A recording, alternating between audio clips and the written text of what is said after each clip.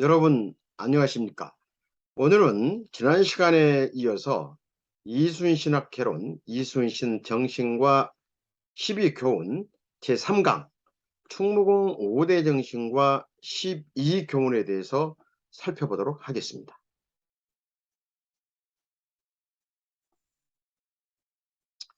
자, 충무공 5대 정신이란 말씀을 들어보신 분도 있을 것이고, 또 이 시간 처음으로 들어보신 분도 있을 것입니다.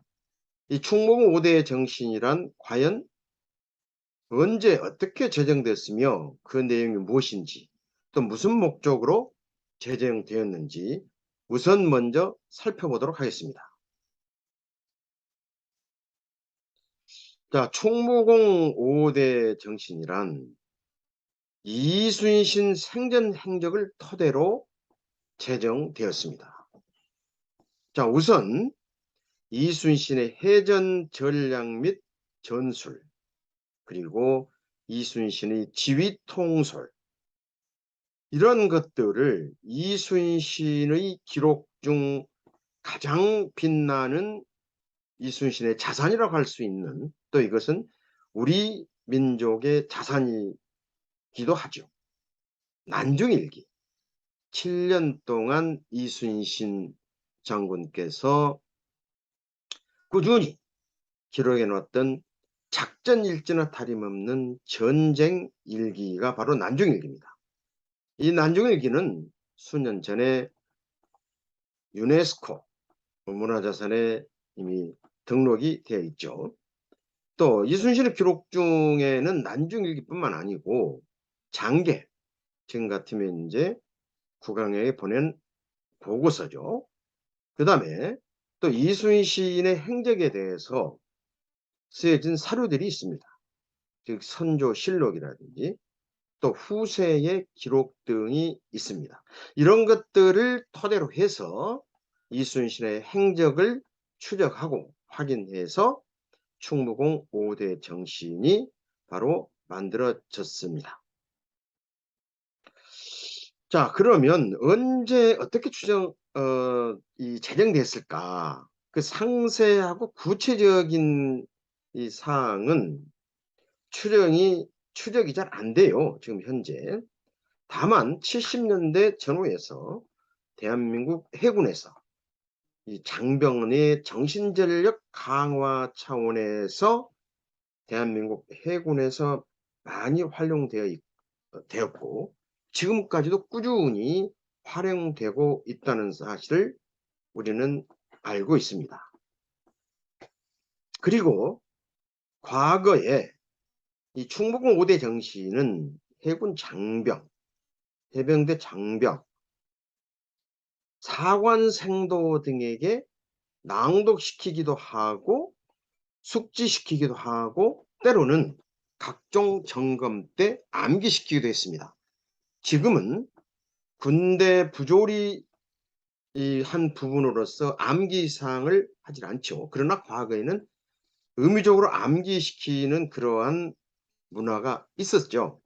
다행히 지금은 그런 문화들이 없어져서 군 생활을 하는 우리 후배들이 훨씬 더 그런 부조리적인 성격을 갖는 문화에서 이제 해체되게 돼 있죠.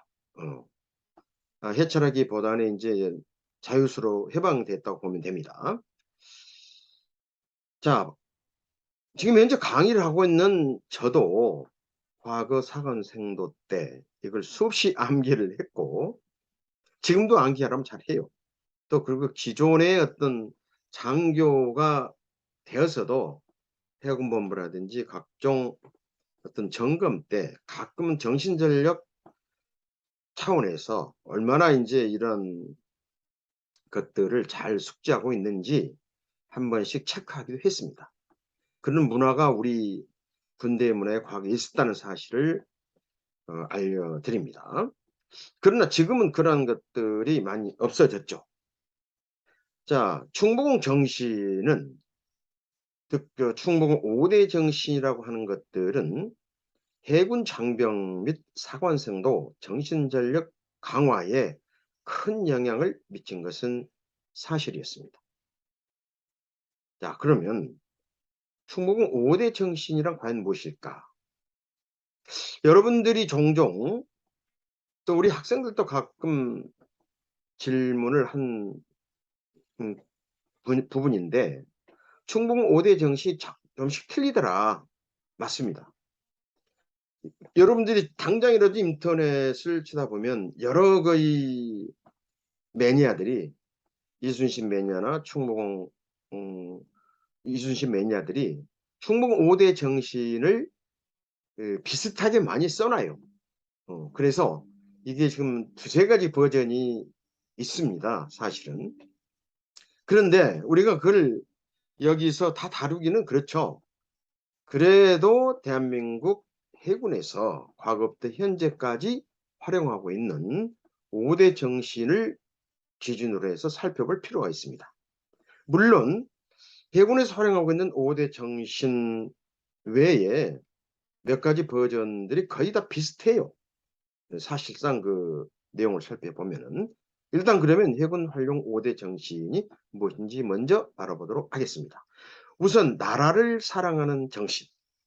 물론 이걸 갖다 애국정신이라고 표현하기도 하지요. 가장 먼저 우리는 나라를 사랑하는 정신이 있습니다. 다음 두 번째로는 정의로운 정신이라고 표현하기도 하고 정의를 앞세우는 정신이라고 우리가 부르기도 합니다.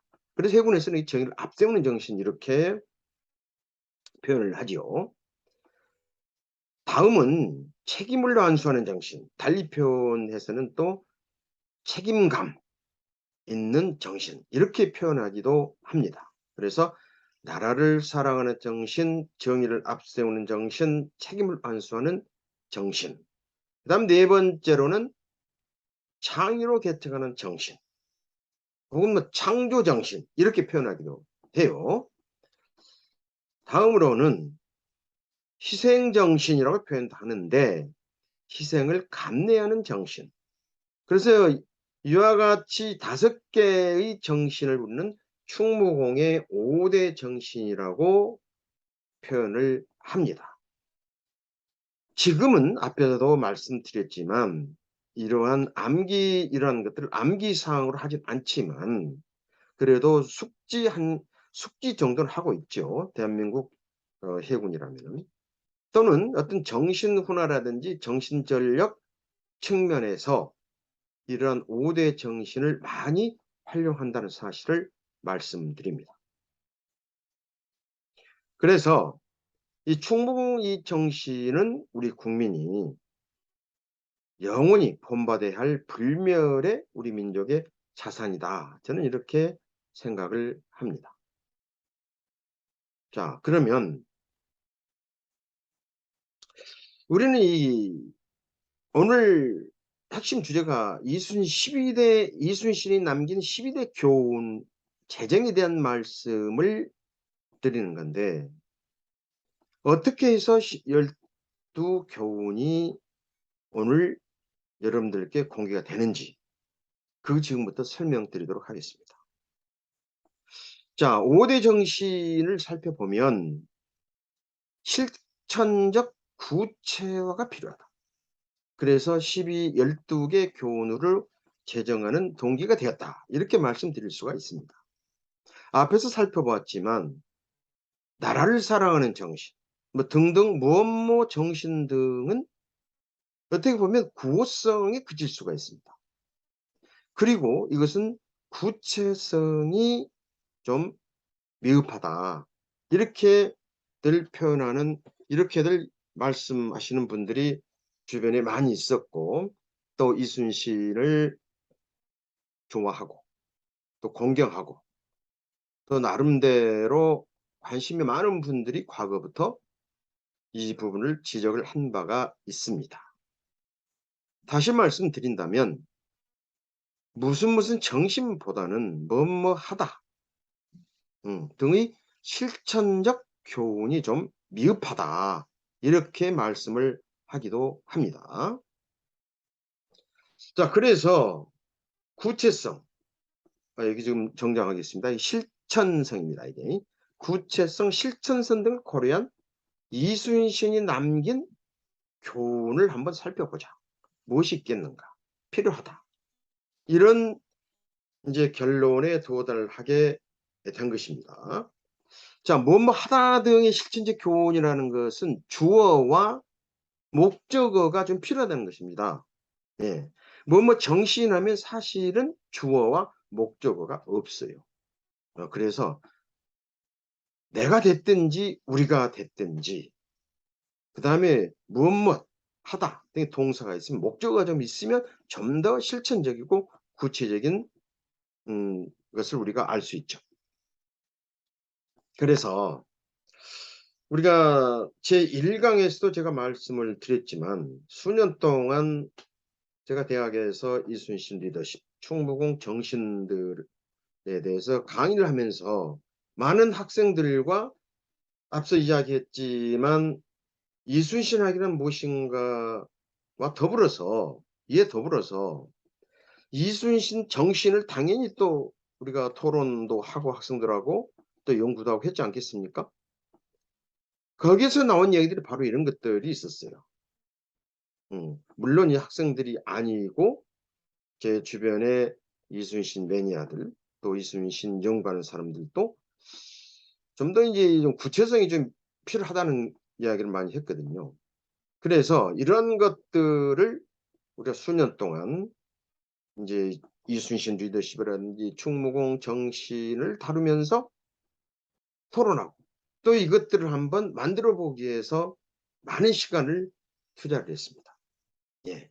예를 들면 오늘 여기서 공개하는 12가지의 교훈이 나오기 전에 교훈이라고 선정된 것이 나오기 전에 한 50여 가지의 것들이 있었거든요. 그래서 이런 것들을 좀 더 필터링을 하고 체계적으로 정립하면서 최종적으로 12개를 선정했다는 말씀을 드립니다. 자, 그러면 지금부터 12개 교훈 선정에 대한 필요성과 과정과 이런 것들 설명을 드렸어요. 자, 그러면 이 과연 12개의 교훈이 무엇인가 궁금하시잖아요. 자, 이것은 지금 이순신학을 처음으로 제가 이 첫 강에서 공개했듯이 12개의 교훈이란 것도 처음으로 공개합니다. 네. 자, 이건 역시 제가 이순신학에 대한 정의를 말씀드릴 때도 이야기를 드렸지만 제가 잘나서 또 이순신의 학문에 대한 어떤 심도가 다른 분들보다도 아주 더 깊어서가 아니죠. 앞서 드린 바와 같이 정신만 가지고 부족하니 우리가 충무공 이순신을 우리 민족의 가슴속에 영원히 간직하고 또 우리 국민이 보다 더 어떤 형이상학적인 것보다는 좀 더 마음에 와닿는 것들을 한번 생각해 보자. 이런 측면에서 도전을 해봤다는 것을 말씀드립니다. 자, 그럼 우선 첫 번째 공개합니다. 진충복. 나라의 은혜에 보답하라는 말씀이죠. 물론 여기 보면 고사 수거를 추적하다 보면 여기에 대한 에피소드라든지 나름대로의 그 뿌리가 있어요. 그러나 그에 대해서는 우리가 과거 이야기고 현재까지 현대에 사는 우리들에게 좀 더 와닿는 심플한 아주 간단한 의미로서 표현을 하자면 나라의 은혜에 보답하라. 물론 이것은 공무원이라면 어떤 나라가 될 것이고 회사의 직원이라고 하면 자기가 몸담고 있는 조직이나 회사일 것입니다. 그렇게 표현해도 되지요. 자, 그 다음에 두 번째, 공명정대. 이거 역시 이 사자성어를 찾아보면 여기에 나오는 근거들이 있습니다. 예, 그것까지는 구체적으로 설명하지 않겠습니다. 자, 이것은 공평하게 행동하라. 아주 간단히 이야기하면 즉 사사로움을 버리고 공평하게 행동하는 것. 지금 이 공명정대, 이걸 줄여쓰면 공정이죠. 우리 시대가 요구하는 핵심 용어입니다. 그래서 이순신은 과연 그러면 어떻게 진충보공을 했고 공명정대를 했고 공명정대의 행동을 했고 또 앞으로 나온 12가지 이 사항에 대해서 이순신이 어떤 모습을 보여줬는지는 오늘 그것에 대해서는 설명하지 않습니다. 그 구체적인 사례나 사항들에 대해서는 바로 이어지는 강의, 또 이 강의가 종료될 시기쯤에서 한 번쯤 우리가 종합적으로 이야기할 수가 있겠죠. 물론 그 과정에서 이 각각의 사례들이 다 나온다는 말씀. 그래서 강의를 들으면서 어떤 것들이 바로 진충복이고 공명정대고 또 솔선수범이고 위기관리고 앞으로 계속 나올 거지만 이런 것이 본인들이 한번 생각해 봐야 되겠습니다. 자, 솔선수범. 우리가 초등학교 때부터 지금까지 성인이 되어서도 어떤 리더가 되어서도 조직의 어떤 중간 간부가 되어서도 가장 많이 쓰는 이야기가 바로 솔선수범이죠. 이것은 바로 유치원생부터 배웁니다. 이 바로 뜻 그대로 해석한다. 옳은 일이 앞장서서 본보기가 되어라 이야기. 자, 그럼 이순신이 어떻게 솔선수범을 했는지 아마 어렴풋이나마 지금 나와 있는 이 세 가지 또 있는 위기관리 이순신은 이 각각에 대해서 다 행동으로 보여주었습니다. 자, 위기관리 물론 이제 위기 극복이라도 할 수가 있겠지요. 근데 여기서 매니지먼트 관리라고 표현을 했습니다. 이것은 위기에 혹은 위험에 실제 부딪혀서 당황하지 않고 어떻게 지혜롭고 슬기롭게 대처하느냐. 이것은 어떻게 보면 또 리더의 하나의 덕목이 될 수가 있고 리더의 능력이 될 수도 있다. 이렇게 말씀을 드립니다. 다음 보겠습니다. 효자의 일. 아시는 분은 잘 아실 거예요. 지금까지 네 가지는 이거 많이 쓰는 용어입니다. 또 효자의 일. 이것도 고사성에 다 나오는 이야기들입니다. 이것은 결국은 사랑의 시간을 사랑하는, 시간을 아끼라는 이야기. 지금 현대 이 사는 우리 모두가 보면 너무나 바빠요. 그리고 지금 우리한테 딱 와닿는 이 이야기들입니다. 바쁜 시간을 쪼개서 시간을 아껴 부모를 공경하라. 좀 더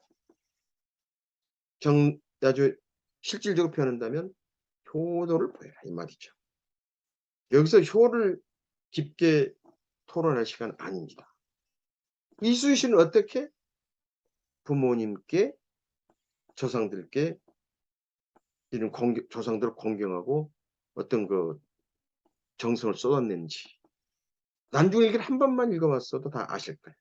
자, 그래서 그 구체적인 것은 설명하지 않겠습니다. 다음 많이 들어보셨죠? 절차탁마. 네. 이것도 우리 고서성에 다 나오는 이야기. 학문과 기술을 배우고 익혀라가 아니고 늘 배우고 익혀라. 늘 배우고 익혀라. 여기는 학문과 기술이라 했지만 예술도 될 수가 있을 것이고 체육도 될 수가 있을 것이고 본인이 하는 일이라고 생각하면 됩니다. 그러나 누구에게나 이런 절차탁마의 정신 그것은 다 이 통용이 되고 해당이 된다고 생각이 됩니다. 자, 이제 6가지가 나왔어요. 이 6가지 여러분들이 공감할 수 있는 부분들이죠, 대개 다. 그리고 이순신에 대해서 어느 정도 이제 생각해 왔고 또 아시는 분들은 아, 당연히 이렇게 당연하다고 생각하실 수 있을 거예요. 그러나 우리가 구슬이 서말에도 껴야 보배이듯이 이렇게 체계적으로 한번 제시하고 또 나름대로 표현을 좀 제정하고 한다는 것은 의미가 있지 않나 이런 생각이 듭니다. 자, 그럼 나머지 6개 뭘까요? 한번 살펴볼까요? 자, 7번째. 신사독행. 요건 좀 많이 쓰는 이 용어는 아니죠. 그러나 이거 아주 기묘하게 다양한 책들이나 인제 많이 나와요. 이건 바로 신중하게 생각하고 정확하게 명확하게 음 행동하라 이 말이죠. 심사숙고해서 명확하게 행동하라는 이야기죠. 이순신이 언제 이런 신사특행을 했을까? 이순신의 행적을 한번 살펴보면서 나중에 여러분들이 한번 체크해 보시기 바랍니다. 오늘은 12 개의 교훈이 과연 무엇인가? 어떤 것들이 있을 수 있는가라는 것을 그 개요만 카테고리만 우리가 상징적으로 이야기를 하는 것이고, 이 각각에 대해서는 앞으로 계속해서 공부를 하면서 살펴보도록 할 것입니다. 너무나 많이 쓰죠. 지성이면 감천이다. 이 모르신 분 대한민국 국민 없습니다. 비록 한자가 같지만 이미 이 국어화 되어 가지고 이거 모르시는 분 없어요. 하늘이 감동할 만큼 정성을 다해라. 사실 이것은 우리 기독교인에게도 는 아주 와닿는 이야기지만 이미 우리 국민들에게는 또 동양적인 사상에도 하늘에 대해서는 우리가 거부할 수가 없었던 것이죠. 그래서 이미 어떻게 보면 저 서구에서 어 기독교에 대해서 이야기가 많이 인제 됐습니다마는 이미 동양적 사상에서 지성 감체라는 말이 나온 지 오래되잖아요, 과거부터. 그래서 하늘이 감당할 만큼 정성을 다해라. 우리가 보편적으로 쓰는 용어입니다, 이게. 그다음 보실까요? 안거위사. 유비무환이라고 할 수가 있습니다. 그러나 유비무환이라기보다는 좀 더 부드러우면서 그리고 우리가 보편적으로 쓸 수 있는 용어를 택했습니다. 안거위사. 이건 많이 쓰는 용어예요.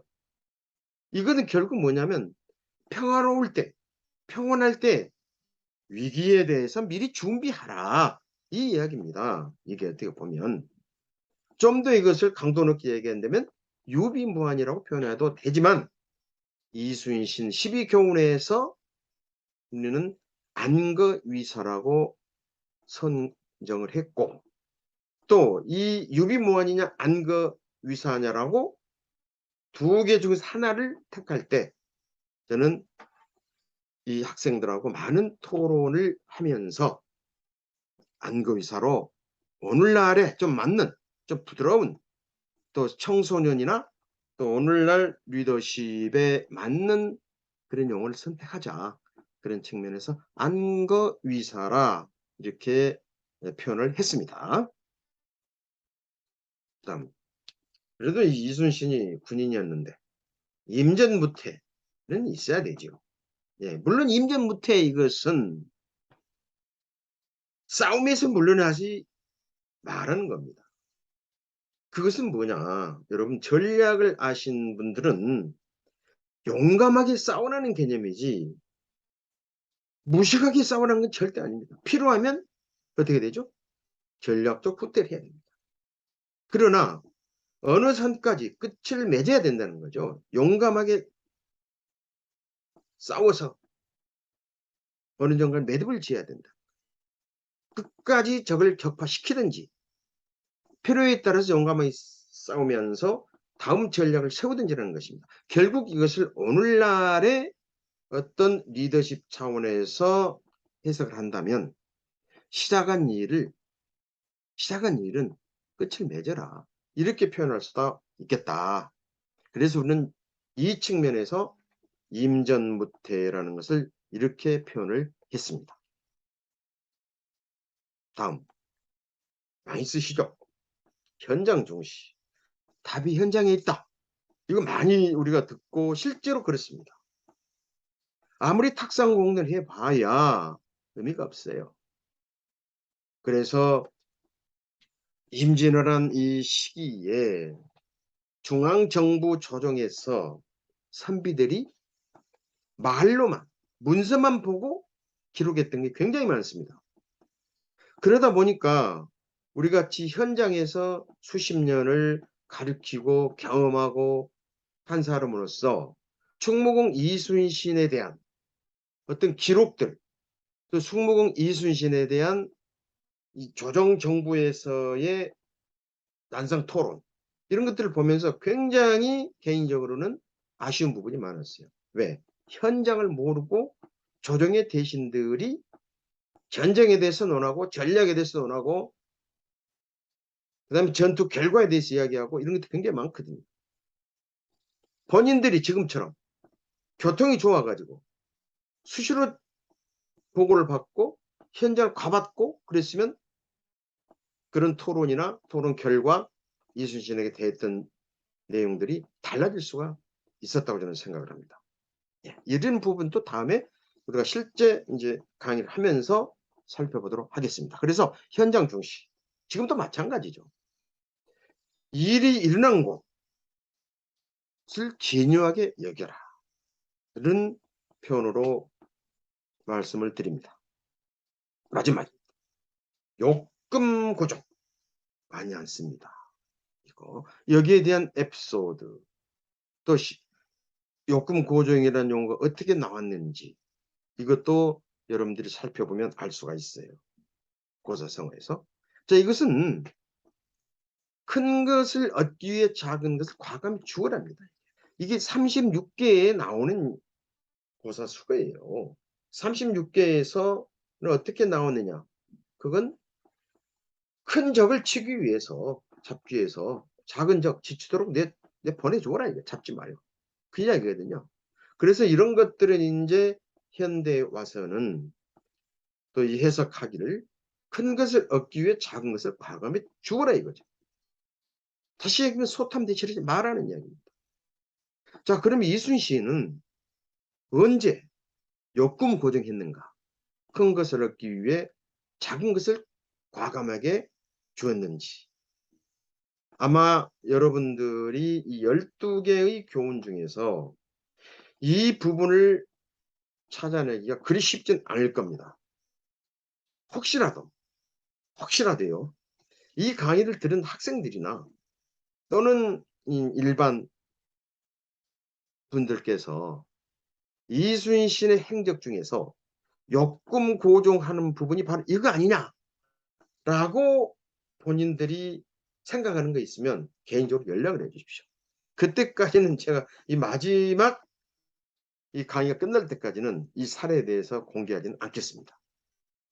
자, 여러분, 오늘 이 12교훈에 대해서 이야기를 다 했는데, 앞에서도 말씀을 드렸지만 반복드린 이야기입니다만은 각각 사례에 대해서는 이야기하지 않았습니다. 그럼 왜 강의 초창기에 이런 이야기를 해드리느냐?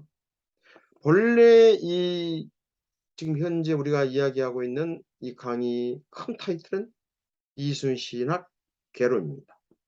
그리고 그 소 타이틀로는 이순신 정신과 12교훈이죠. 그래서 과연 이순신의 12교훈이 어떻게 보면 핵심인데, 그 핵심을 먼저 알려드리고 그리고 우리가 나중에 공부를 하고 나서 종합적으로 토론을 하거나 나름대로 정리를 할 때 어떤 것들이 이순신 행적 중에서 이 12교훈에 들어갔는가, 가겠는가를 생각할 것입니다. 여러분, 오늘은 아주 의미 있는 시간이죠.